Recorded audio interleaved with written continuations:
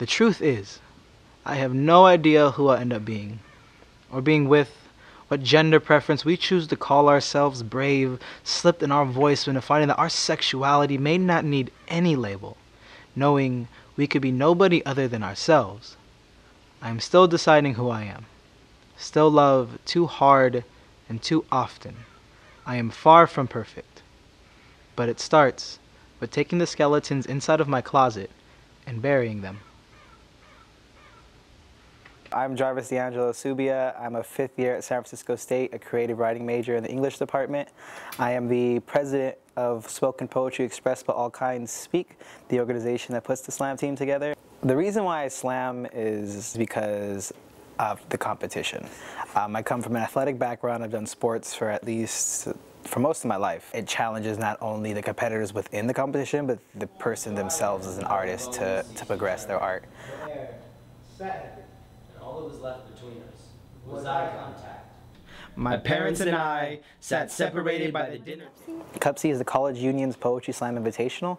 It's the competition that we get a team to send to every year. It is just a national competition for colleges for slam poetry. For our level, it's the biggest competition there is. The way we prepare is we have a process of putting the slam team together, which is the first part, and that takes the whole entire fall semester. Through that, the poets are writing on their own and developing their poetry just for the finals. Once the finals are over, then we start doing stuff as a team and getting coaching.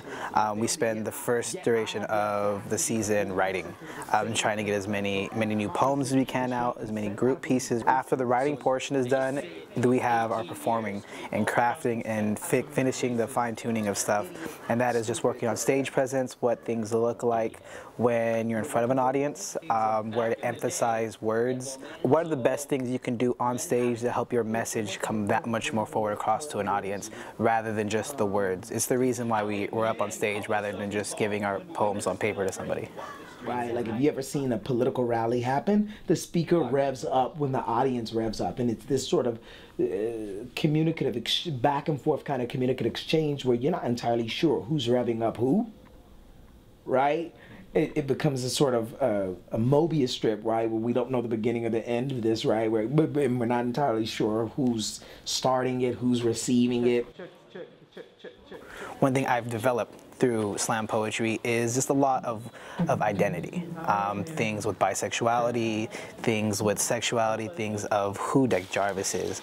And one of the outlets for this for me personally is being able to write it down on paper, which is something in itself, and externalize these things, these emotions that have just been held in, but also to project them to a group of people who I've never met before, nobody's seen this, nobody knows anything about me, and all of a sudden just give them all this raw emotion. There's something very healing about that. Very streamlines the process of healing and being okay with those things and coming to confront them because you're kind of just putting yourself in this extremely uncomfortable position that people in their right mind would never want to do. And after you express all these things you would never tell anybody, these really intimate things about yourself, you're having 5 random people validate you on a number scale of 1 to 10, which can be problematic, don't get me wrong, but it's never about the score, it's always about the poet, always about the poem. At the time I didn't understand why my brand of masculinity was worth less than theirs, but if I could go back now, I would tell them I get it. Between the ages of 13 and 23, tears are not simply a combination of mucus, oil, and water. They are waving white flags on the battleground known as manhood, social death sentences for your masculinity, and you look at vulnerability the same way you look at an electric chair. My skin is not a trophy for you to drape around yourself when you want validation. My body is not a treasure map for when you get bored and feel like a conquest. My hips are not for new crusades that need some type of salvation. My body is not the next thing you emancipate. If you approach this body with an appetite for its otherness, look elsewhere. This skin will not save you from the privilege you're running from. This colored body, skinned from its roots, marginalized, then scrubbed of pigment until it smiles at its mutilated reflection. This enslaved, colonized, violated body is only learning how to heal. And still, you demand to dine on the wonders of the world. This wonder is unavailable. Eat your ignorance instead. Choke on it. You're going to the competition with the intention to win, with the intention to win first place, not only for a national scale, but for a state itself. Y'all got one job, I'm not now. And last but certainly not least,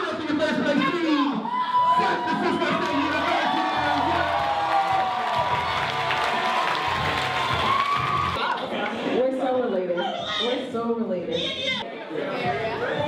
Okay. So you're gonna pick the route and take it out here. Will you